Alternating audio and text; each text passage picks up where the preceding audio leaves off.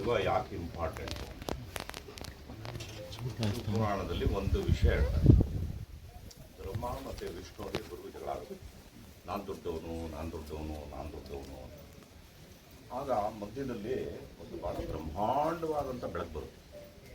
ಎಲ್ಲರೂ ದಿಗ್ಭ್ರಾಂತ ಆಗ್ತಾರೆ. ಏನಿದು ಈ ಬೆಳಕು ಬಂತಲ್ಲ ಅಂದಾಗ ಅದರಲ್ಲಿ ನುಡಿಯುತ್ತೆ, ಯಾರು ದೊಡ್ಡವರಲ್ಲ, ನಾನೇ ದೊಡ್ಡವನು. ಅದಕ್ಕೆ ನಿಮಗೆ ಒಂದು ಅಗ್ನಿ ಪರೀಕ್ಷೆ ಏನು ಅಂತ ಅಂದರೆ, ಊರ್ಧ್ವಕ್ಕೆ ಅಂದರೆ ಮೇಲೆ ಮತ್ತು ಅಧಹಕ್ಕೆ ಅಂದರೆ ಕೆಳಗೆ. ನನ್ನನ್ನು ಕಂಡುಹಿಡಿಯೋಕ್ಕೆ ಯಾರಾದರೂ ಬನ್ನಿ ನೋಡೋಣ. ಸೊ ನಾರಾಯಣ ಭಾಳ ಅದ್ಭುತ. ಅವನೇನು ಮಾಡ್ತಾನೆ, ಭಾಳ ಭಕ್ತಿ ಭಾವದಿಂದ ಅವನು ಕೆಳಗಡೆ ಓಡೋಕ್ಕೆ ಸ್ಟಾರ್ಟ್ ಮಾಡ್ತಾನೆ, ಮೇಲೆ ಬ್ರಹ್ಮ ಓಡೋಕ್ಕೆ ಸ್ಟಾರ್ಟ್ ಮಾಡ್ತಾನೆ. ಇಬ್ಬರು ಹೋಗ್ತಾರೆ, ಇಬ್ಬರಿಗೂ ಸಿಗೋದೇ ಇಲ್ಲ, ಮೂಲವೇ ಸಿಗೋದಿಲ್ಲ ಇಬ್ಬರಿಗೂ. ಅದಾದಮೇಲೆ ಮಧ್ಯೆ ಬ್ರಹ್ಮನಿಗೆ ಕೇದಿಗೆ ಕಾಣಿಸ್ಬಿಡುತ್ತೆ.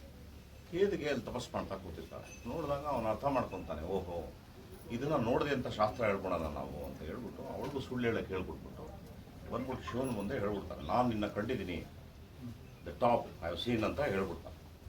ಶಿವನ ಕೂಡ್ತಾರೆ. ನಾರಾಯಣ ಬಂದು ಹೇಳ್ತಾನೆ, ಇಲ್ಲ ನಾನು ಕಂಡಿಲ್ಲ ಅಂತ ಹೇಳ್ತಾನೆ.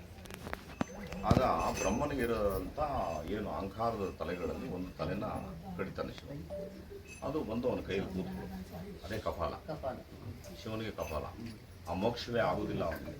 ಆ ಮೋಕ್ಷ ಕಡೆಗೆ ಅವನಿಗೆ ಎಲ್ಲ ಆಗ್ತದೆ ಅಂದರೆ ಅವನ ಕಾಶಿಗೆ ಬಂದಾಗ ಮಾತ್ರ ವಿಸರ್ಜನೆ.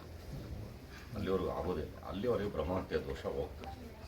ಸೊ ಅಲ್ಲಿ ಇವಾಗ ನೀವು ಇಡೀ ವಿಶ್ವದಲ್ಲಿ ಯಾವುದೇ, ಈಗ ಮೊನ್ನೆನೂ ಕೂಡ ಪೆರು ದೇಶದಲ್ಲಿ ಮತ್ತೆ ತುಂಬ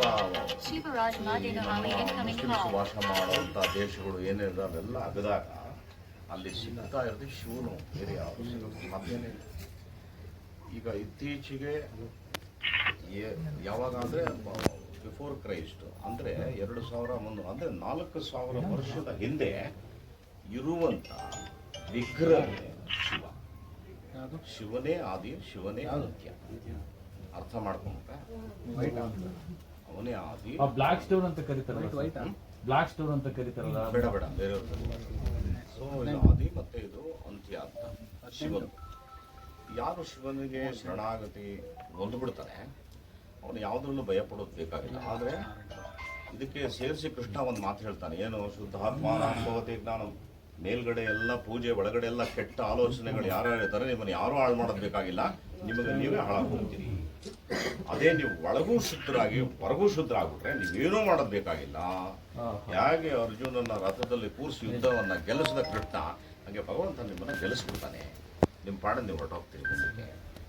ಹಾಗೆ ಒಂದು ನಾವು ಅರ್ಥ ಮಾಡ್ಕೊಬೇಕಾಗೋದು ಏನು ಅಂದರೆ, ನಾವು ಅಂದ್ಕೊಂಡಿದ್ದೀವಿ ನಾನು ಸೌಕಾರ, ನಾನು ಬಡವ, ನಾನು ಅಂಥವನು, ನಾನು ಇಂಥವನು ಎಲ್ಲವೂ ಅಂತೀವಿ. ಎಲ್ಲಿವರೆಗೂ ಅಂದರೆ ನಾವಿರೋದು ಮಣ್ಣು ಹೋದ ಮೇಲೆ ನಶ್ವರ. ಇದನ್ನೇ ರಮಣ ಮಹರ್ಷಿಗಳು ಹೇಳೋದು, ಯಾವತ್ತೂ ನೀವು ನಿಮ್ಮ ಬದುಕಲ್ಲಿ ನಾನು ಯಾರು ಅನ್ನೋ ಒಂದು ಪ್ರಶ್ನೆ ಯಾವಾಗೂ ನಿಮ್ಮಲ್ಲಿರಬೇಕು. ಯಾವಾಗ ನಾನು ಯಾರು ಅಂತ ಒಂದು ಪ್ರಶ್ನೆ ನಿಮ್ಮನ್ನು ಕಾಡ್ತಾ ಇರುತ್ತೆ. ಎರಡನೇದು, ಯಾವಾಗ ನನಗೂ ಕೂಡ ಒಂದು ದಿನ ಸಾವಿದೆ ಅನ್ನೋದು ನಮಗೆ ಅರಿವಾಗ್ತದೆ, ಆಗ ಅಹಂಕಾರ ಅನ್ನೋದು ನಮ್ಮಿಂದ ಹೊರಟೋಗ್ಬಿಡುತ್ತೆ, ಆಚೆ ಇರೋದೇ. ಸೊ ನಮಗೆ ಅದಿರಬೇಕು. ಯಾವುದೋ ಒಂದು ಸಾವು ಹೋಗಿ ಕಣ್ಣಲ್ಲಿ ನೀರು ಹಾಕ್ತೀವಿ ನಾವು, ಆದರೆ ನಾವು ಚೆನ್ನಾಗಿ ನೆನಪಲ್ಲಿ ಇಡಬೇಕು, ಒಂದು ದಿನ ಆ ಜಾಗದಲ್ಲಿ ನಾವು ಇರ್ತೀವಿ ಅಂತ. ಅಂದರೆ ಯಾವುದೂ ಶಾಶ್ವತ ಅಲ್ಲ, ಎಲ್ಲವೂ ಅಸತ್ಯವೇ, ಯಾವುದೂ ಅಲ್ಲ, ಇದೊಂದೇ ಮಾತ್ರ ಸತ್ಯ. ಕಡೆಯವರೆಗೂ ಇದೊಂದಿರುತ್ತೆ.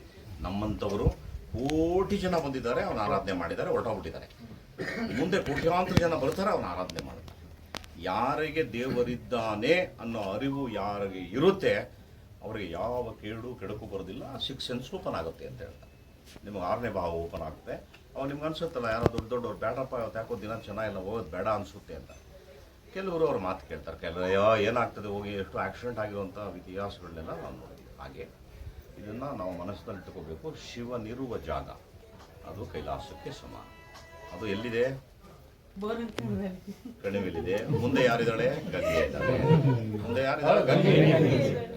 ಅವನು ಎಲ್ಲಿರಬೇಕು? ಬೆಟ್ಟದ ಮೇಲೆ. ಶಿವನ್ ಎಲ್ಲೂ ಇಲ್ಲ.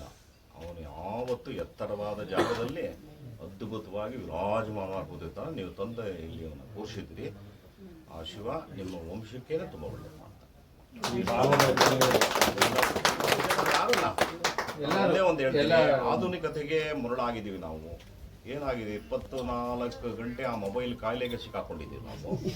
ಅದರಲ್ಲಿ ಬರದೇ ಜಗತ್ತು ಅಂತ ಅನ್ಕೊಂಡ್ಬಿಟ್ಟಿದ್ದೀವಿ ನಾವು. ಅದು ಯಾವುದೂ ಸತ್ಯ ಅಲ್ಲ, ಅದು ಯಾವುದೂ ಸತ್ಯ ಅಲ್ಲ. ನಿಮಗೆ ಇಂಥ ಒಂದು ಅವಕಾಶನ ಪಾಪ